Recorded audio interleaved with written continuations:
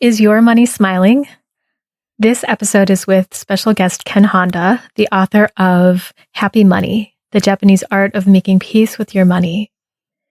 Arigato in, arigato out is Ken's mantra with money, and he promises that it's not going to cost you anything.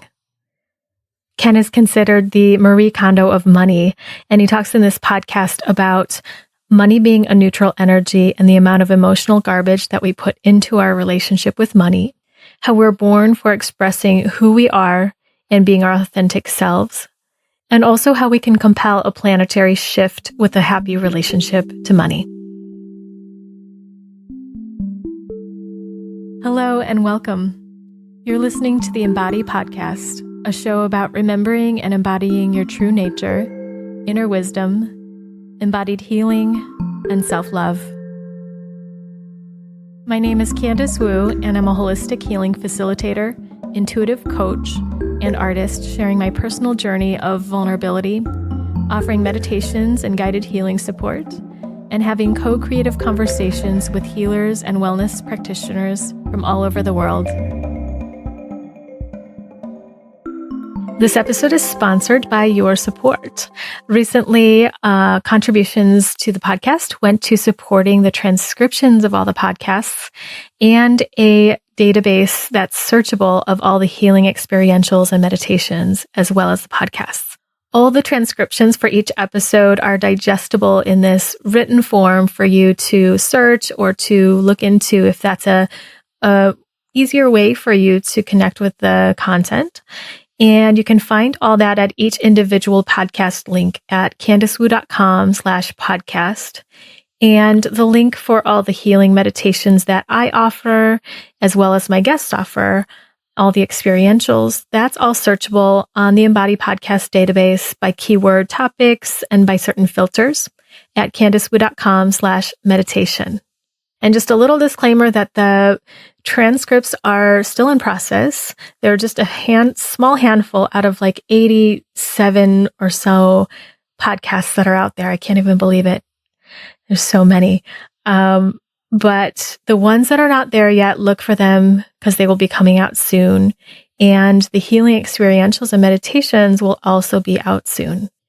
So I want to just put a shout out to those of you who have supported to the podcast, to the behind the scenes efforts of the podcast, and appreciate how much that means to me and to the support of the podcast.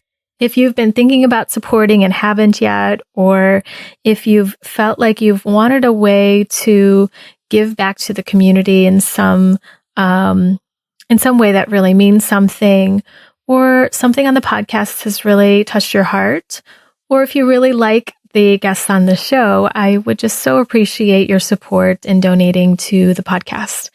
You can check all that out, as well as the offerings that are in return for support at candicewu.com/support. Welcome back to the podcast. It's great to have you here today. It's wonderful to have Ken Honda on the podcast. He's the author of Happy Money, the Japanese art of making peace with your money. He's a best-selling author of self-development books and has sold more than 7 million copies worldwide. While his financial expertise comes from owning and managing several businesses, his writings bridge the topics of finance and self-help, focusing on creating and generating personal wealth and happiness through deeper self-honesty. I love talking to Ken about this topic, especially because I have been brainstorming all the different ways that I've worked with myself and others around money and have felt compelled to write a book about healing money issues at the root, as well as the story of money through the ancestry and connecting in the relationship with money in a way that brings us more abundance, but is part of a fuller abundance that we can touch into in our lives. And this conversation with Ken just came at such a perfect time. You'll even hear me talk about my own book in the beginning when I really meant to be talking about his. I enjoyed talking with him so much, and I hope you enjoy listening. Also, there's a little treat at the very end If you listen all the way through, you'll tune into the audience gift from Ken and myself. And it's a very special one. It's something we haven't done before on the podcast.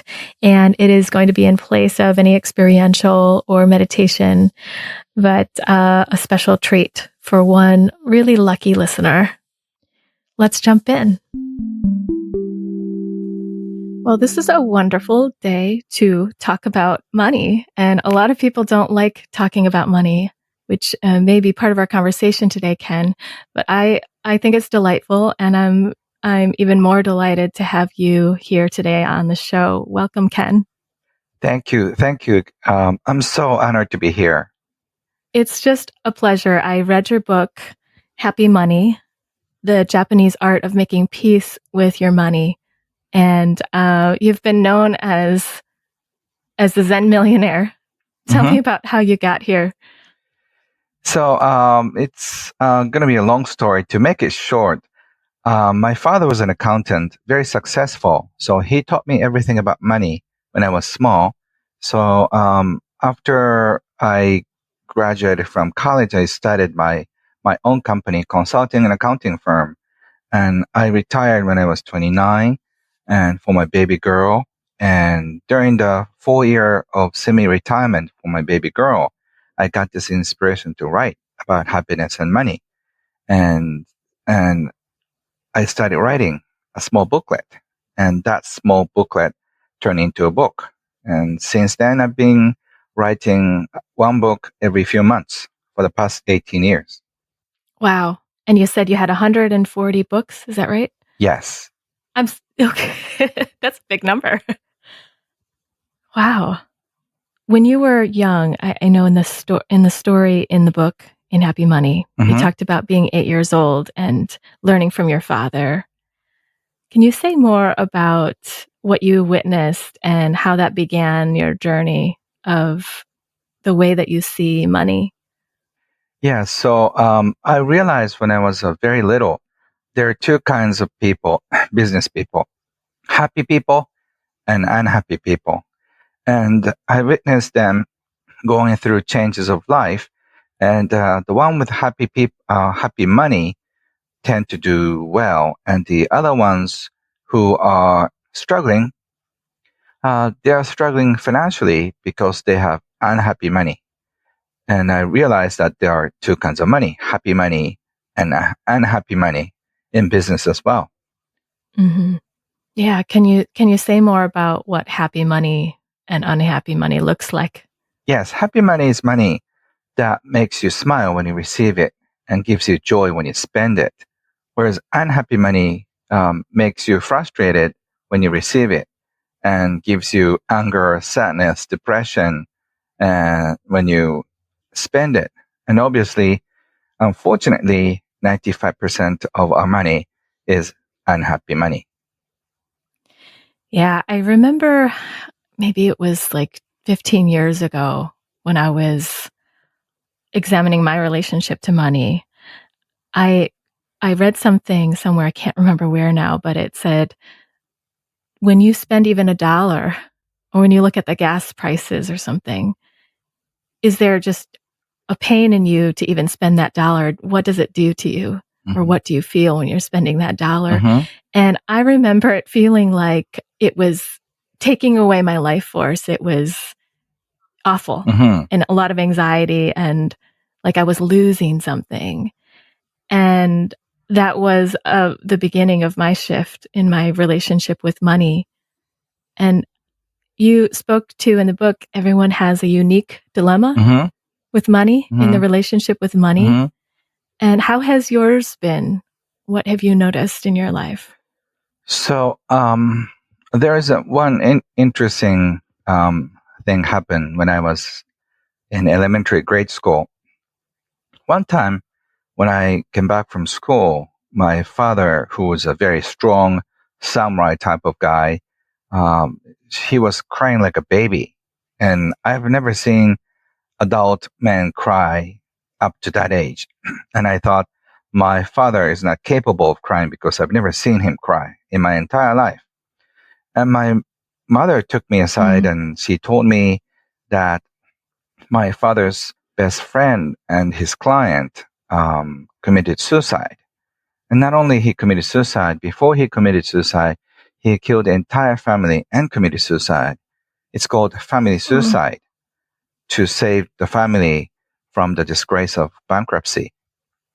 So that incident really changed everything, my life and my father's life and my entire family's life.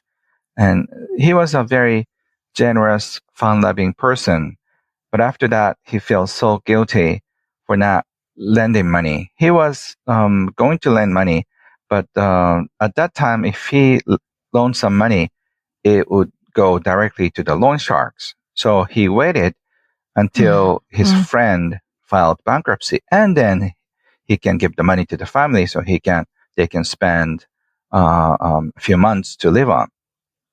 So he felt partly responsible for the death of the family.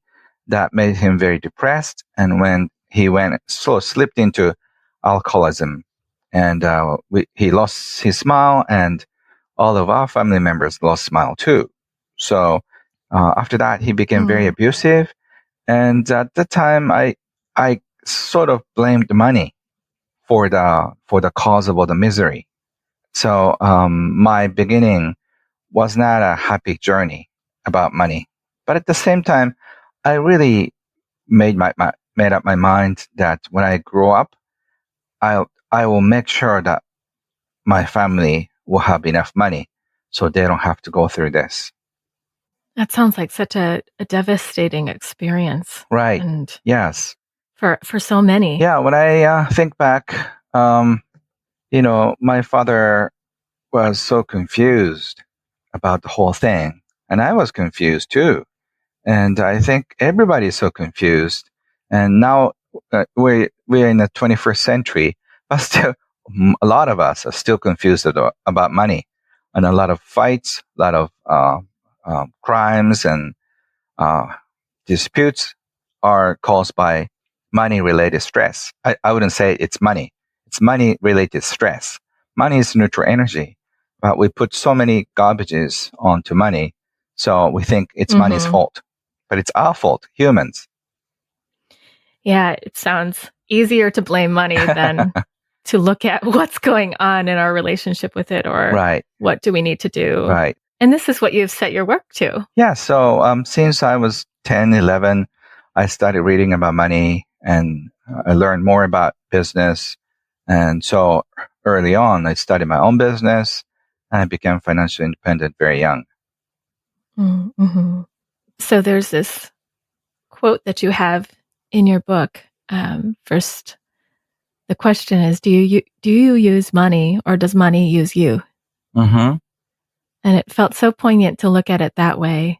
And you began that section of your book with being at the kitchen table with your father. And he said, money has two facets like a coin, God and the devil. And that sounds very poignant to the unfolding of your entire viewpoint towards money. And I have seen that as well. And I wonder if you could speak more to that and your thoughts about it.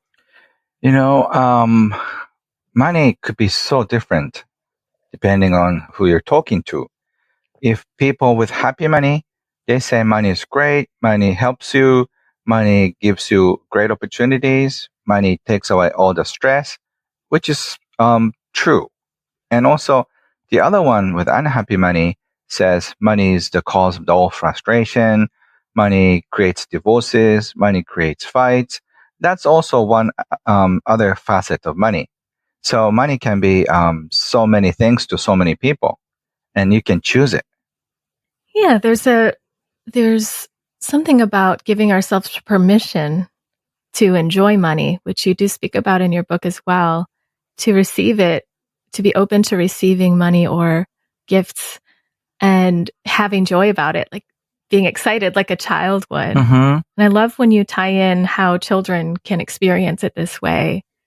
Yeah, can you speak more to that permission that we can give ourselves? Money is interesting. When you are willing to receive, it's going to come. But when you say, no, I don't, I'm not worth it, I don't deserve it, So money will kind of pass through. So you have to be Yeah. open to the flow. Money is a flow. So if it flows through you, Yeah. you'll be abundant. If money flows in front of you, you have no abundance. So if you if you are in the flow of money, receive money and then pass it on, that's abundance. But a lot of us feel so unworthy about receiving money from our clients, from our the companies we're working for, and we are afraid to ask for raise. We are so afraid to receive more. And also, we feel so frustrated because we have to give away money for taxes and other things that we feel like, ooh, I don't want to pay. But that really creates clogs in your life that stops the flow of money. Mm. Yeah, and it feels so bad. Yes. It feels so bad to say, oh, I have to pay X, Y, and Z. Yes. And when I really was in that place of feeling bad about money going out from me, Mm-hmm. paying things, it was so hard to even see that there was another way to be with money. Yes. Yes. So think of food, Yeah. for example. A healthy person eats a lot and then releases a lot. Unhealthy person eats a lot but not releasing a lot. So It gets stuck. yeah, I Exactly. don't want to let It's go. undigested. Yeah, so it's not Mm. healthy at all when you think Mhm. of food. But when you think of money, like a lot of people want to stay constipated. Is that the word? Oh, constipated. Constipated, yes, that's a hard one. Yeah, So it is. they love to be in that situation. To be constipated, they love to stay there. Yes, even though it's not quite healthy. Yeah. Yeah, I had to in my life, I felt the impact of a lot of my ancestry Uh-huh. and the way that they dealt with money and the story of money. Mm-hmm. And I love how you asked the question. I believe you said, if money were a person, Yes. what would this person be like, or who would that be? Mm-hmm. And when I was looking at the story of money in my family ancestry, Mm-hmm. I felt like money was something that divided people. It hurt people. Mm. And it was something that people hoard and try to stay constipated with and collect, but it doesn't really go anywhere and it doesn't really bring joy. Yeah. It So just collects and divides. yeah. So it's like when you look at it like a river, if the river flows beautifully and naturally, organically, there will be a lot of life. But if you stop the river, it's going to create a lot of chaos. Mm-hmm. There will be flood, and also some area will be dry, and the whole chaotic situations will occur. So when you just start hoarding money, it's not good for you and also for the environment too. So instead of hanging on to your money, you have to let it flow. And that will be the ways to keep healthy financially and also emotionally too. Beautiful. Yeah, that flow.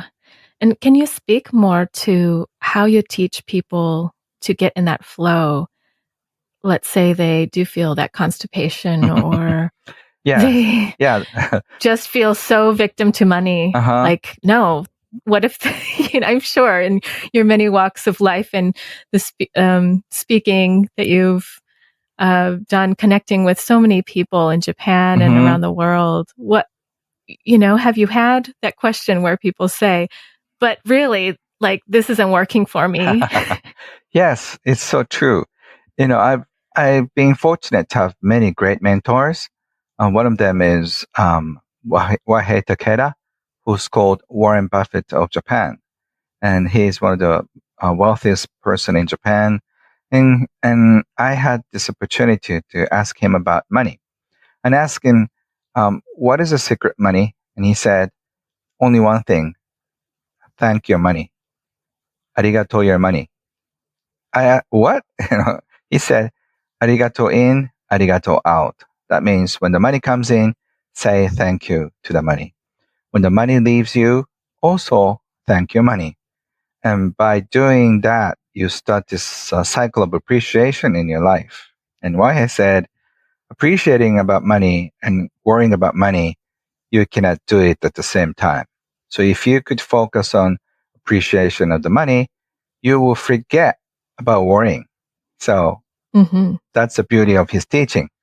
So once you start appreciating the money coming in, instead of being frustrated with how little you get, you begin to appreciate your client, your boss, and all the environment, and they react in a positive way. One of my seminar participants, she was a low-paying secretary, and she didn't have a college degree, so she didn't get a high salary. But she was complaining about it, the whole thing. And one day she realized that this secret of appreciating. So she started appreciating her boss for giving her the job. And she thanked him, and she thanked him in so many other ways. So she became like a different person. A few weeks later, she got a big raise. So, without saying much, she showed her appreciation with her attitude, and then her boss paid her back. So that's the beauty of appreciation.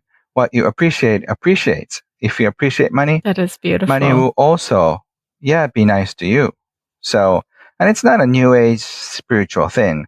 It's this psychological impact that people have around appreciation.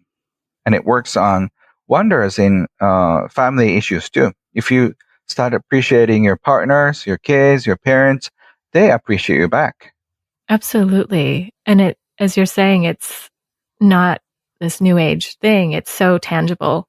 You can feel the visceral feeling of someone appreciating you, or when someone appreciates something, there's a feeling around that. And there's also so much to appreciate, even if it's a little money you received. Yeah. And, I've been a practical business person all my life.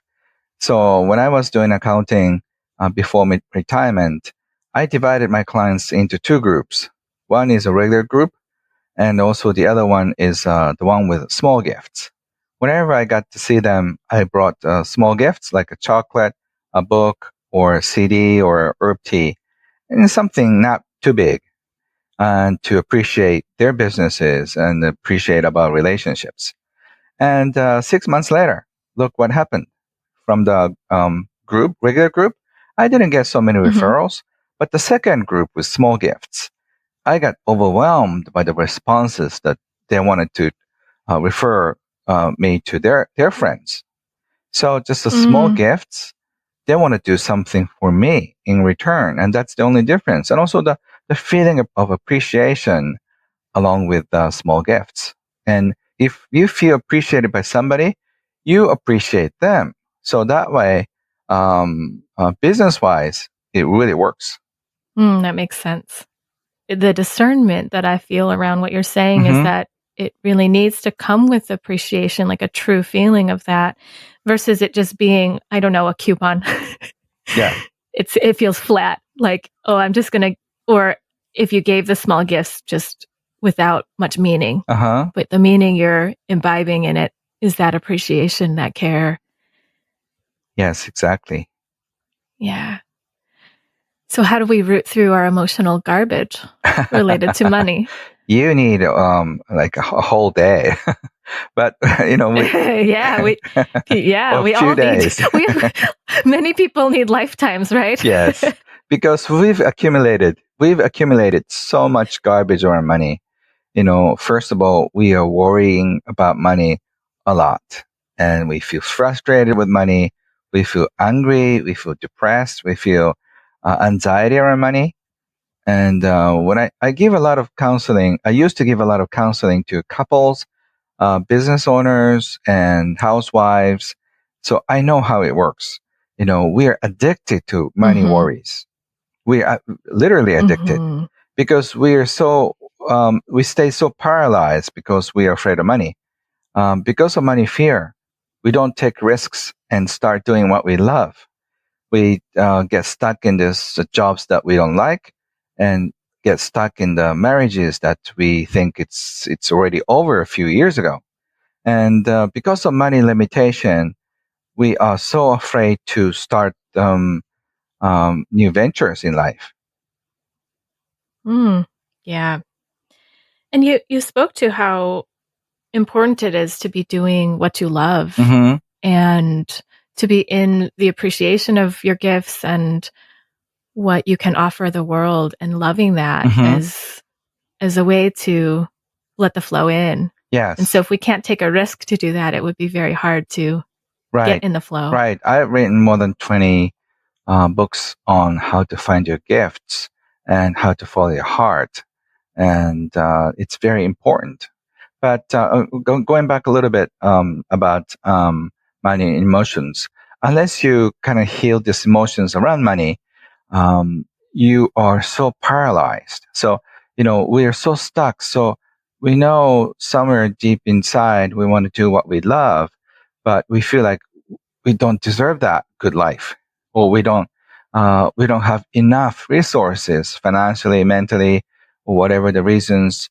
We cannot afford to do whatever we love. So unless we heal this money issues and transform our relationship around money, we cannot really start living. Mm-hmm. Yeah, and in that way, we can't really afford not to do what we love in life because we're really not living. Yes. So, but unfortunately, not only in Japan, in North America, Europe, China, Africa, India, everywhere, Arabic countries, everywhere, we are stuck because we are so confused about money. And when you take a look at the issues really closely, we're not afraid of money. We are afraid of bad future. To be precise, we are afraid of the future without any money. We are afraid of running out of money in the future. And then no money is no good. It's scary because everything is tied up. We cannot pay for the rent, electricity, so we'll be homeless. We cannot eat.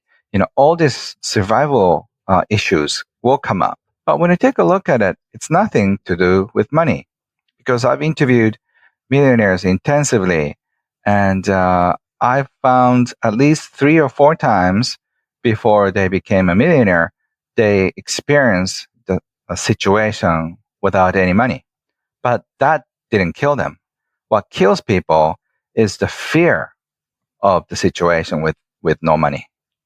That makes complete sense. And it seems like, in my experience, whether that's your personal experience, like that something has happened and it was scary or maybe terrifying, that instead of recognizing it's the fear of that versus that we often just say, oh, it was money. And then we kind of like drop the issue or something, we leave it there. Yeah. With blaming money. And I found in my work with people in their ancestry and in my own ancestry that a lot of times it's someone in the past that experienced something that did happen, perhaps around money or perhaps around loved ones, that where the money is at is losing a loved one. And the fear and the pain around that was so great. It was stuck there without looking at it and healing it all the way through and feeling it. And so it carried on for generations, and it can get placed to money. Yes, that's your expertise. And I agree with you 100%. It's kind of hard to believe psychologically and scientifically because the grandparents that you don't even know the names and the faces, they're just influencing you. It's almost like the experiences you had last year. Yeah, so I do a lot of healing around money issues too. So I'm sure you'll find my work very interesting, because what you do must be very similar to what I do. It's developed in very different ways, but the core issues is the same. Absolutely. I feel that when I read your book. And does it come up? Does it come up in your work with people, the ancestry and people Yes. that lived before them? Yes, our culture is so oriented with our ancestry. So we have a little altar. Usually, every Japanese house has a small altar, and then we have this pictures of grandparents, grandparents, and then we worship a few times a year and about our ancestry. So we really respect our heritage, and I think that's something Western people don't seem to have as much as we do. So as much as we show respect to our ancestry, um, a lot of us are restricted with our ancestry. For example, one of my friends feels so unworthy and also so restrictive when it comes to changing jobs because he is a fifth generation of photographer. And then if he is doing photography, actually he wants to do more music, but he feels like all his ancestors would be upset if he changed his career to music. So that's probably what North American people or European people wouldn't have. And yet that experience of being restricted or perhaps being resourced or strengthened by ancestry still exists, even if the sense of the everyday practice of ritual isn't there. That's true. True. Yeah. Still living there underneath things. Yes. As I see exactly what you're saying. There's a sense of, this is how I belong to my family if I'm a photographer too. Yeah. So I do a lot of family shame cleansing too. Because we have so many shames passed on from our grandparents, like 150 years ago, and then they feel like that they shouldn't be so flashy and they shouldn't spend so much money because we are the farmers. So, the time that when their ancestors are farmers are like more than 100 years ago, but their grandparents used to say, we are farmers, so we don't, wear flashy clothes. And that passed on to grandparents and parents. And now you're living in 21st century, but still we are living in 1800s almost. Absolutely. I see that as well. So how do you work with the shame cleansing? What do you do with people? Yeah. So, I always ask my clients to gather all the ancestors and relatives. And some of them, they have the pictures. Some of them, we just ask them to just, come to support me. So instead of being the object of the curse from your ancestry, you just feel the support and respect and care from your parents, grandparents, grandparents. So once you feel that you're bound with this shame generationally, so all like 20 of you can come together for the first time in history of your family. It's kind of neat because they don't live in the same age, but you can do that in a spiritual way, and then you get them to talk about the shame that your parents had, and you can imagine your grandparents had, and then the rest is almost like in your imagination. And after that, you put a campfire in the center of the circle, and then put all the shame and let it burn, and with the blessings of all your ancestry. And after doing a little meditation of some kind, you feel so much lighter, and amazingly, their financial situation changes in a few weeks. So I don't know how it works. Some people think I'm a spiritual healer of some sort, but I think it's just in your psyche that once you're free of burden of shame and guilt, I think the money flow can be more smooth. That's beautiful. And I'm sure, Candice, you're the expert, so you know what I'm talking about, right?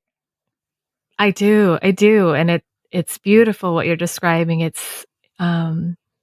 I just find it really fascinating too that it's very much in line with some of the practices that I'm working with. Mm-hmm. And I love how it sounds like, and you can let me know, it sounds like this is coming very much from the tradition of Japanese culture, of Mm-hmm.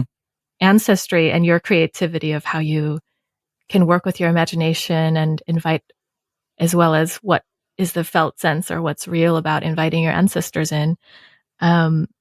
Yes, I find that it can feel spiritual. Mm-hmm. Who's to say it's not? But also it does live in the psyche.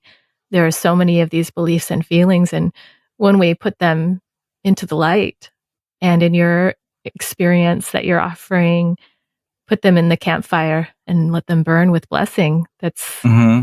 It's really transforming something on the inside for us, Yes. and which gives way to the outside. Yeah. Yeah. So It's as you can beautiful. see, thank you. As you can see, I'm not doing for a Japanese family. I'm doing it globally because Mm-hmm. look at what happened since 1930s or even before then, since the capitalism started. Look at how much shame, guilt, embarrassment, greed we've accumulated energetically on this planet. That's what's messing up Yes. the environment.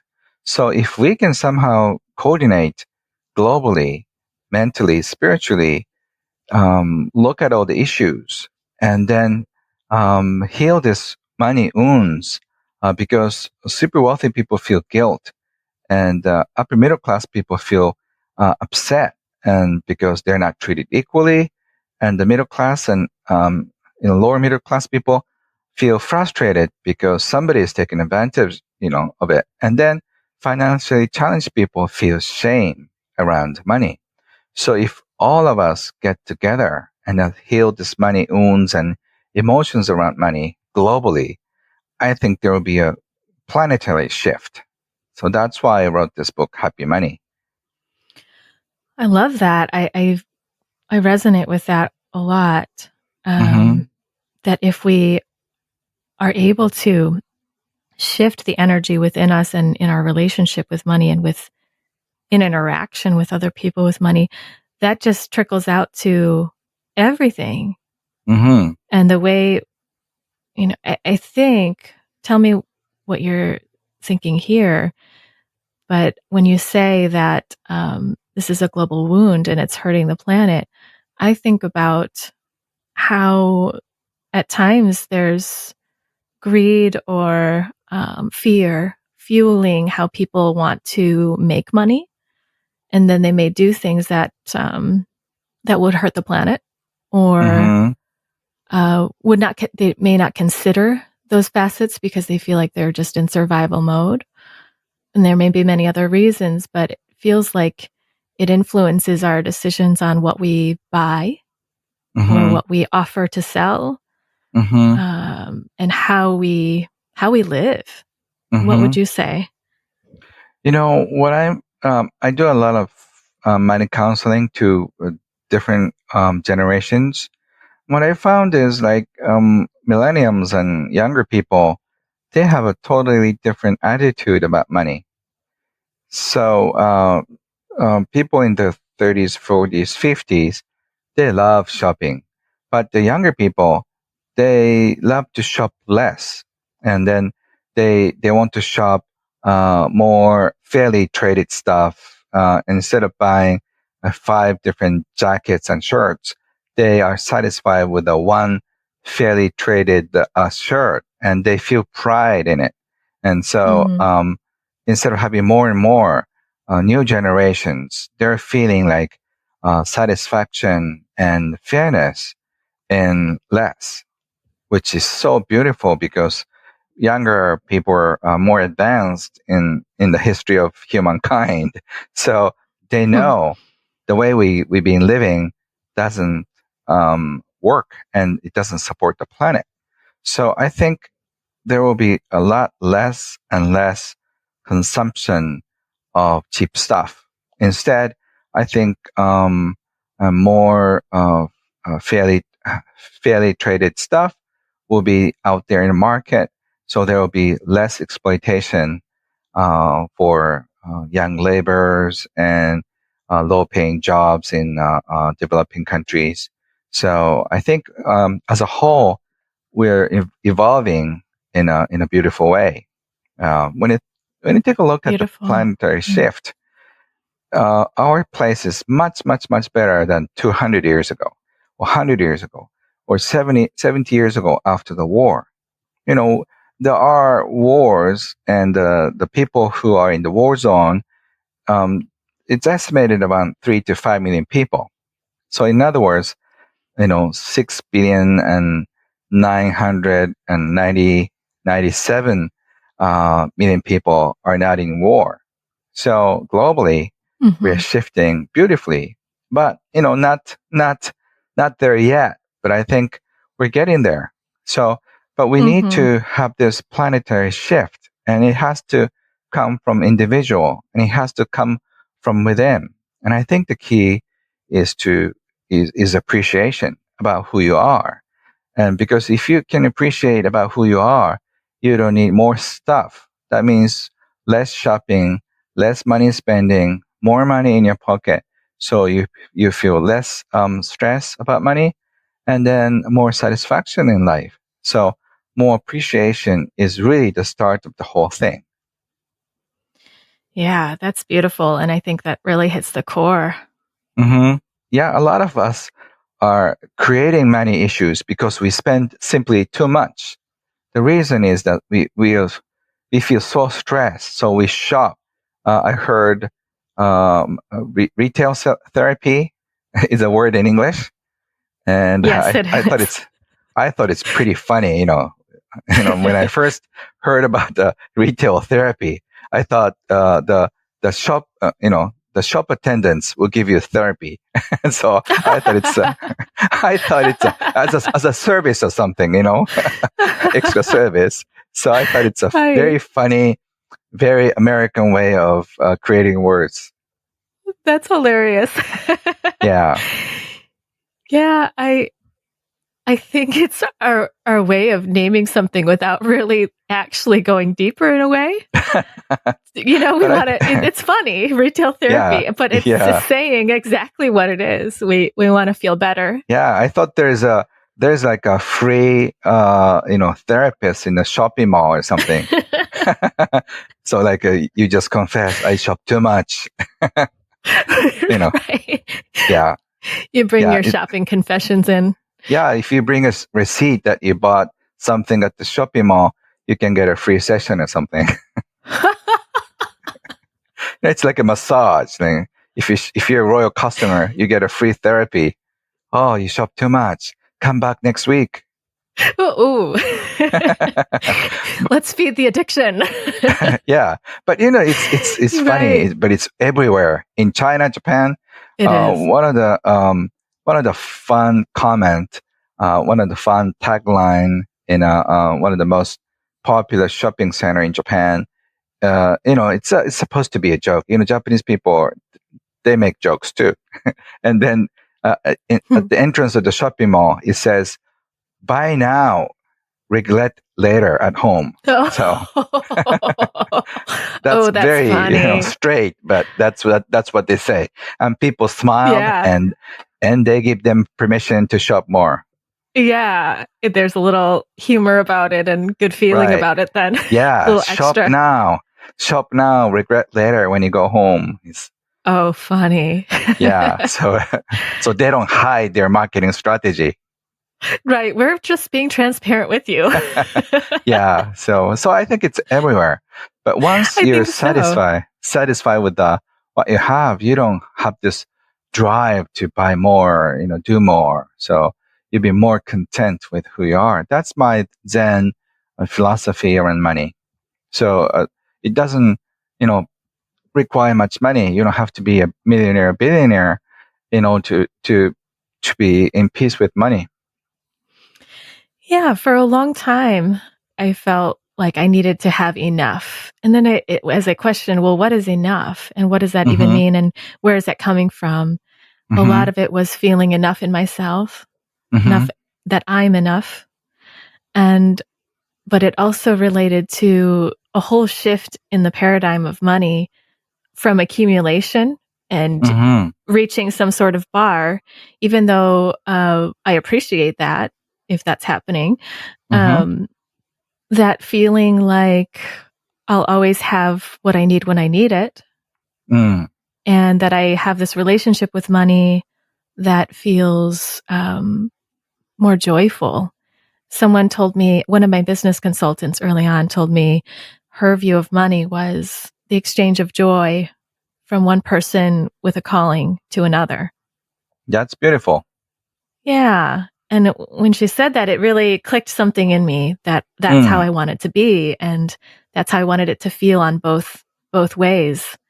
You know, if I offer a service and someone's paying for it, my wish is that they feel they're excited to give money in exchange for the service or for the gift of the work together.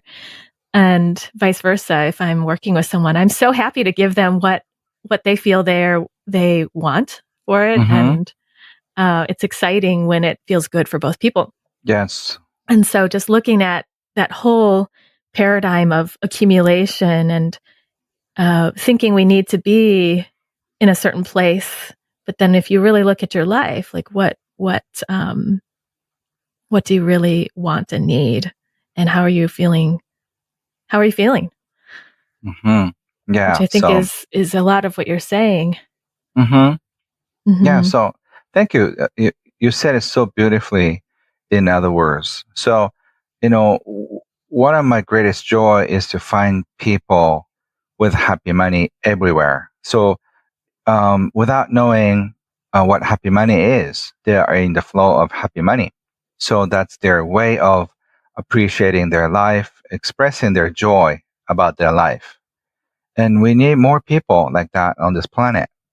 And because there's many different ways of living on this planet right now, some depressing, some enlightening, some freeing. But when it comes down to living happy life, there's only two ways: happy life or unhappy life. So I hope everybody feels content with who they are, who he is or who she is, and start living his or her true life, authentic life, because that is, I believe that's why we're born for. Express our gifts and start appreciating what we have and sharing with other people. I couldn't agree with you more. Thank you. Thank you. Yeah. And so in this place of peace with your life, and it sounds like harmony with who you are and offering, being in your gifts, do you encounter any challenges? Yes, because emotions hit you hard every day. You feel anxiety and shame, disappointments, and a lot is going to attack you almost.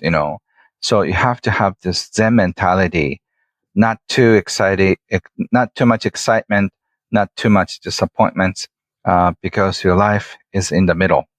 And for example, when you start worrying money, just be practical. For example, if you have more than 50 friends who can let you stay for a week for free, I'm sure you have at least 5 or 10 friends. And if you have that many friends, after 52 weeks, which is a year, you can come back to friend number 1 and say, it's been a while. How are you doing? And then you can start over the next year. So by doing that, you don't need any money to keep living. So once you realize that you need friends to depend on, not money. Seek security in people, not in money. You realize that you have more than enough. Yeah, it's such a nice way to look at it, and also to appreciate the relationships in your life that are part of the resource. Yes, and trust life, because your friends and your family members and the people who love you will not let you fall. They catch you, but you have to let them know that you need help. That's another issue. We are so good at giving, but so bad at receiving. So Mm-hmm. That's Which is the whole. Yes. Yeah. So it's like if we can't receive, then yeah. So it's going to be a lot of struggle. I give a lot of counseling to single mothers too, but the problem is they have a hard time asking for help. Mm-hmm. But once they ask for help, their neighbors, their friends, and family members, they're ready to jump on and help you, and you'll be overwhelmed by the support you get. But if you just don't ask, people don't know that you're in trouble or you need help. Yeah, and the way you're speaking about this, it feels like looking at where we're blocked in our own energy of trust and abundance. Mm-hmm. Where are we? Where is our psyche or soul asking us to grow? Yes. In the case of a single mother having a hard time asking for help because that's a challenge, it may be blocking everything. Mm-hmm. And that we're meant to have all the skills and tools that we can in life. And I think that's where we are flowing the best. Yes. Yes. So you have to be vulnerable to be able to ask for support. Because people love to give you one, and we're good at giving. So remember, if you're bad at receiving, but there are more people who are good at giving. So just and you can complete the cycle of giving and receiving by being a receiver. We need people to receive. Absolutely, we need people to receive. I like how you're putting that. Yeah, thank you. I'm so glad you like what I'm saying, because whatever I say may sound Japanese or sometimes weird or strange, but whatever I'm saying has been proven with great results over the past 2 decades. So I think it's going to work in North America or in any other cultures, because once we start trusting life, start receiving and asking for support, you uplift yourself spiritually, emotionally, and financially too. You'd be amazed how many people will just will jump on you. They're going to eat you up. They're going to support you. Yeah, and you'll be overwhelmed by the love. Yeah, I have a very concrete example of that. I was in Austin, Texas for a training, and I had gotten an Airbnb and slept in it the first night. And the second night, something happened at 3 a.m. I don't think I was in danger, but but there was a lot of noise. It was a shared apartment, and I just felt like, oh, I can't be here and really rest well for my training that I really wanted to partake in. And so I gathered all my things, and that morning I decided to leave that Airbnb and not come back. I didn't have a car or anything, so I'm walking with all my stuff, walking like a mile over to the place, and someone said, what's going on? You have all your stuff? Are you leaving? And I said, no, actually. And I told them the truth. I'm really struggling with where I'm staying. So I thought I would just bring all my stuff and figure it out. But I am looking for a place to stay. And at least 7 people offered their home. Beautiful. In a matter of a few hours. Because you're so lovable. Well, thank you. Thank you. It was so loving, and I felt so welcomed. And those relationships that I'm building there, I love them. And there's so much joy around that. And this isn't specifically about money, even though I might have had to spend some money to go to a place, and now I didn't need to. But I think that just really is a nice example to what you're saying. Yes, exactly. About reaching out and people wanting to help. Yes. So thank you for sharing the story. Oh, yes. Thank you.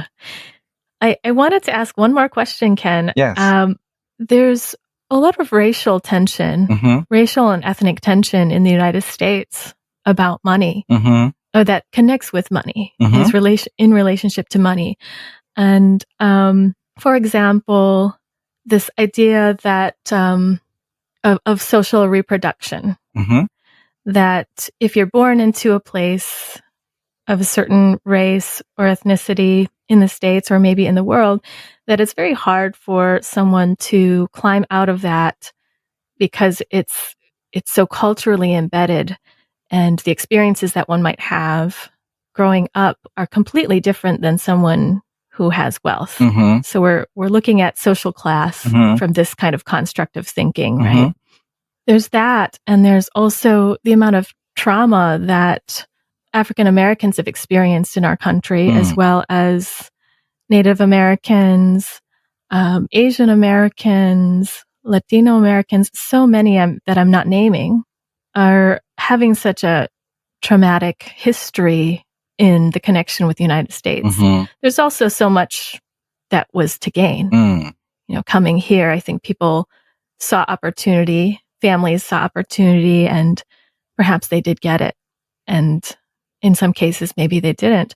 But there's this hurt and wounding around being here, and that does connect to how much money people feel they're being paid here, or it does seem to bring about the mentality that how can certain groups of people come to find abundance if all this happened?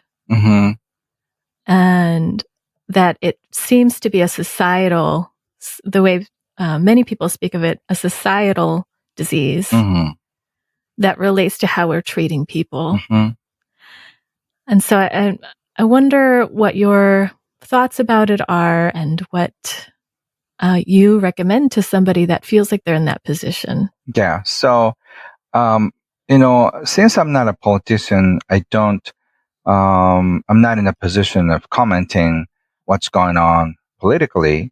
But what I know is that people of all ethnicity or all the financial groups, they all feel that they're mistreated.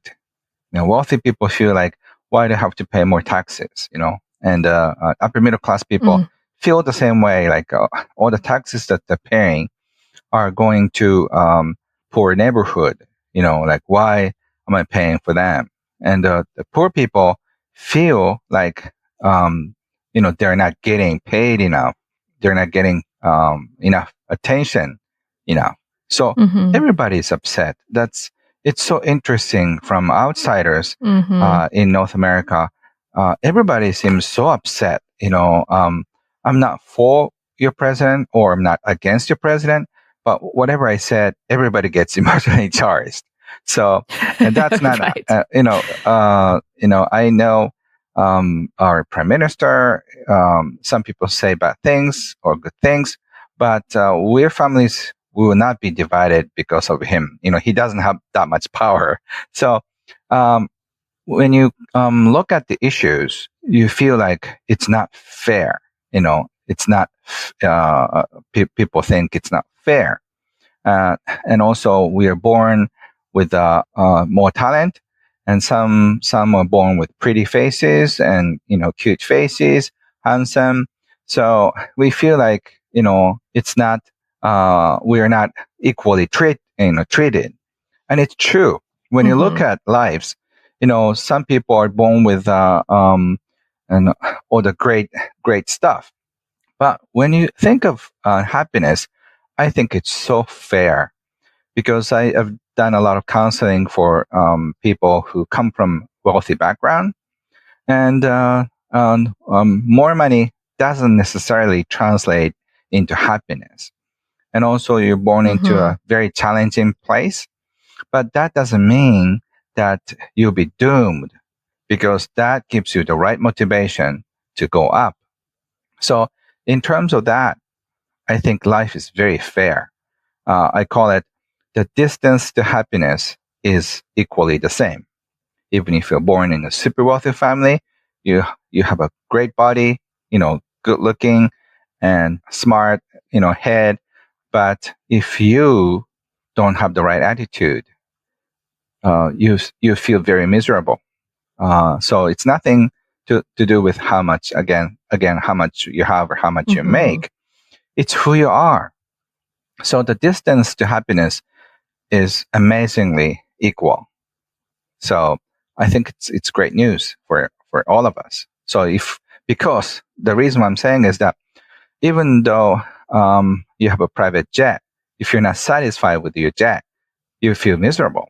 One time I had an interview with a very wealthy man, and I asked him, when did you start feeling wealthy? I thought his answer was, since I was 20s. He said, I don't feel wealthy at all. I asked him why. He said, I don't have a private jet. And then later, I had a meeting with a guy with a private jet. I heard he has a private jet. So, do you feel wealthy? And he says, no, I'm not a wealthy person. No, I'm financially okay. But you have a private jet. And he said, no, but it's small. It's a small airplane. It can seat only 6 people. So, even for him, it's all relative. Yeah, even though he has a private jet. Is. Yeah. He said my private jet is very small, so he feels like a small man when his plane is parked in right next to the big super jet. Fascinating. Yeah, so he feels so miserable in this parking area of a big airplanes. So yeah, he feels very poor. He said. Yeah.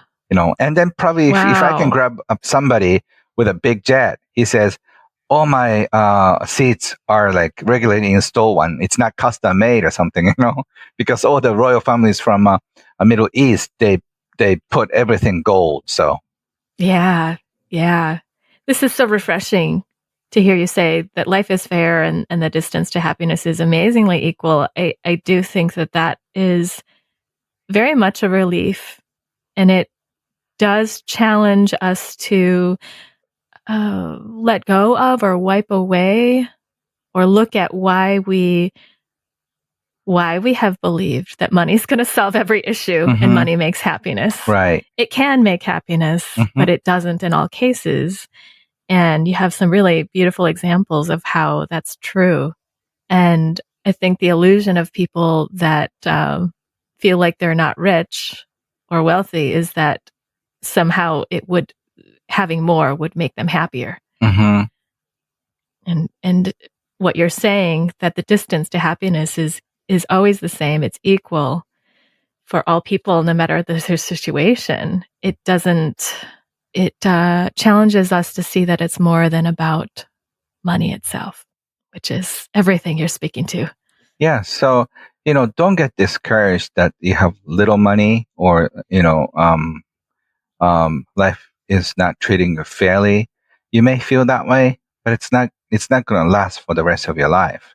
It's a temporary situation. And if you make it that way. So just be willing to receive more, ask for help if you're in a hard spot. And then you just start your life and don't let money stop you. So let money help you.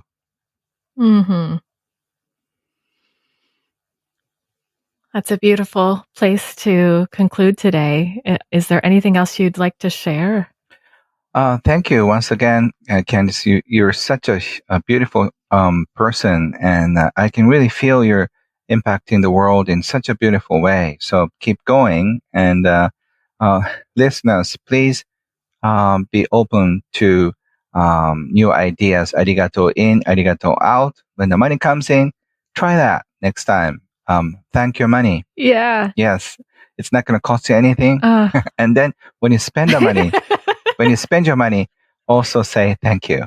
It's gonna give you such a great feeling, and then it's gonna transform your life. I've taught this to hundreds of thousands of people, and it works. So just try it out for once, and then you'll be hooked to this arigato world, because it's more fun to appreciate people and being appreciated. It's a happier way of living. Thank you so much, Ken. It's been such a pleasure. I really enjoyed laughing with you and talking about this important subject, important to all people. And I just love how you're bringing the lightness to it and guiding people to look truly at what's underneath it and to be themselves in life, to find peace with themselves, which gives peace with money. And arigato. Thank you so much. Arigato, everyone. Have a beautiful life. Thank you so much. Thank you so much. Have a beautiful life as well. Thank you. It's been such a great experience for me. I had so much fun with you, and hope to see you soon in person, and all the blessings to you. Thank you so much. So I would have to meet you in Japan. Yes. Or where can people find you? Yes. Come anytime. All my information is kenhonda.com, K-E-N, and Honda as in a car.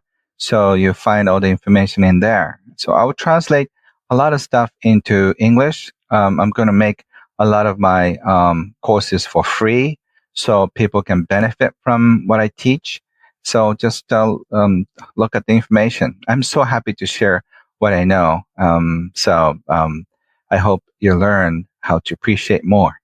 Thank you so much. Thank you. Blessings to you and your family, Ken. Thank you. I love the energy that Ken brings to our relationship with money and just seeping in these very simple concepts that we can weave into our lives immediately, like arigato in, arigato out. And it even feels better to say that in Japanese, but to say thank you as money comes in and thank you as it goes out, to give that gratitude in both directions just feels like it can be a thing you start right now. And I hope that this conversation has been interesting for you and stimulating for you just as much as it has been for me. And if you've been listening all the way through and want to partake in the audience gift offer, please send me a couple of sentences about anything that inspired you or what you thought of the episode or any message that you'd like me to send to Ken as well about your thoughts on this podcast and what he has offered, what we have offered. If you send that to me in email at embody@candicewu.com by October 1st, 2019, you will be entered in the drawing for one lucky winner to receive this hard copy of Ken's book, Happy Money.